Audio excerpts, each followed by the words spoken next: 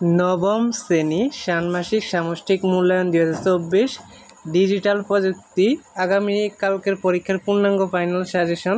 দেখো পরীক্ষায় কী কোশ্চেন আসবে। প্রথমে কাজ 1 একক কাজ ডিজিটাল প্রযুক্তির ব্যবহার সম্পর্কে লিখো।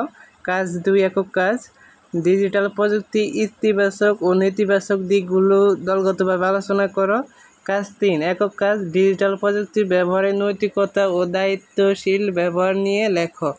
এগুলো বইতে উত্তর দেওয়া আছে, তোমরা ভালো করে দেখে নিবা। আর উত্তর লাগলে অবশ্যই কমেন্টে জানাবা, তাহলে আমরা উত্তরগুলো আপলোড করব। ধাপ 2 দেখো দলগত কাজ। কাজ 4 দলগত কাজ, এটা ডিজিটাল প্রযুক্তি একটি দেশের মানুষের জীবনযাত্রা কেমন পরিবর্তন আনতে পারে সেই বিষয়ক তথ্য সংগ্রহ করো। কাজ 5 দলগত কাজ পূর্বের কাজের তথ্যের ভিত্তিতে প্রেজেন্টেশন তৈরি করো।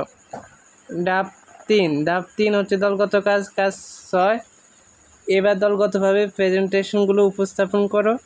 কাজ 7 দলগত কাজ প্রতিটি দলের নিজেদের প্রেজেন্টেশনের প্রেজেন্টেশনের উপর প্রশ্নোত্তর পর্ব আয়োজন করো। মানে প্রশ্ন করবে, একজন উত্তর দিবে।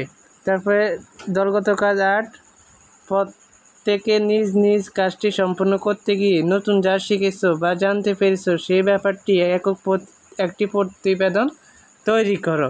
তো এই কোশ্চেনগুলো অবশ্যই পড়ে নিবা তোমরা, এখান থেকে শতভাগ কমেন্ট পেয়ে যাবা। একেবারে পূর্ণাঙ্গ আমরা ফাইনাল সাজেশন দিয়ে দিছি।